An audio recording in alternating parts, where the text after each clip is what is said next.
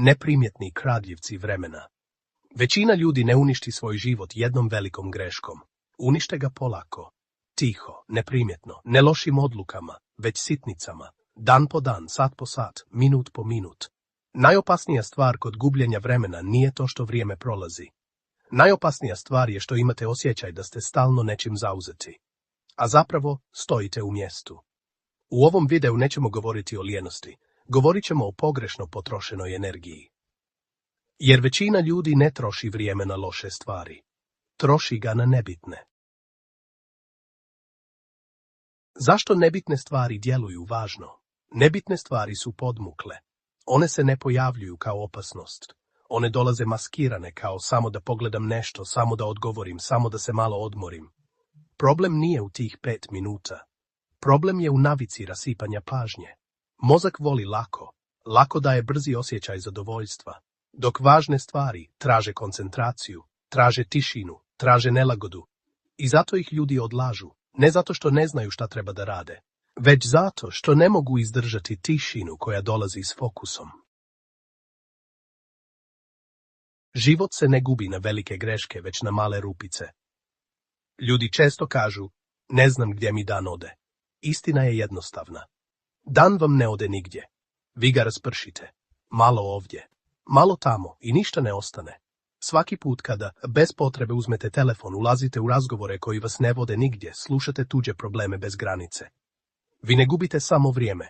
Vi učite mozak da vam je nebitno važnije od bitnog. I mozak pamti. Iluzija produktivnog dana. Najveća laž modernog čovjeka je osjećaj da je bio produktivan jer je bio zauzet. Ali zapitajte se iskreno, na kraju dana, da li ste bliže cilju?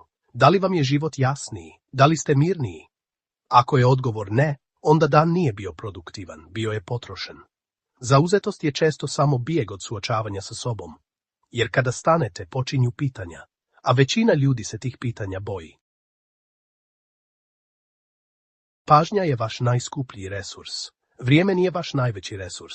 Pažnja jeste, jer možete imati sat vremena, a biti potpuno odsutni.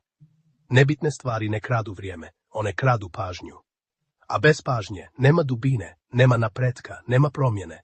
Ako ne kontrolišete pažnju, ne kontrolišete ništa. 3 najveća gutača vremena. Postoje 3 kategorije koje tiho uništavaju dane ljudi. 1. Tuđi prioriteti. Ako stalno odgovarate drugima, nikada nećete stići do sebe. Svaki da drugima je često ne vlastitom životu. 1. Beskonačne sitnice. Male obaveze daju osjećaj kontrole, ali rijetko daju rezultat.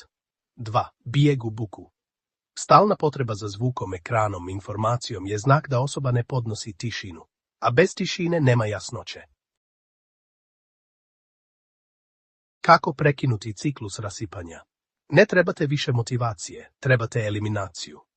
Prvo pitanje nije šta još da radim. Prvo pitanje je šta mi ne donosi ništa.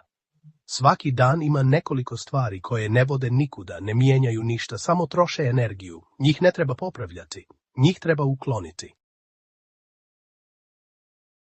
Pravilo jedne bitne stvari. Ako svaki dan uradite samo jednu stvar koja pomjera život, jača vas, gradi budućnost, vremenom ćete nadmašiti većinu ljudi, ne jer ste pametniji, već jer ne rasipate sebe.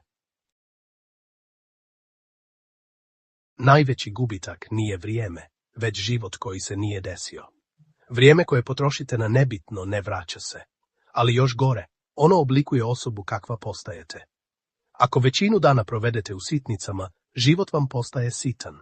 Ako pažnju dajete nevažnom, važnost nestaje. Zato se ne pitajte kako da imam više vremena. Pitajte se zašto ovo uopšte radim. Jer ono čemu dajete pažnju svaki dan postaje vaš život. Ako vas je ovo potaknulo na razmišljanje, pogledajte naš novi detaljniji video o ovoj temi na kanalu Treba da znaš i obavezno zapratite da se ponovo sretnemo.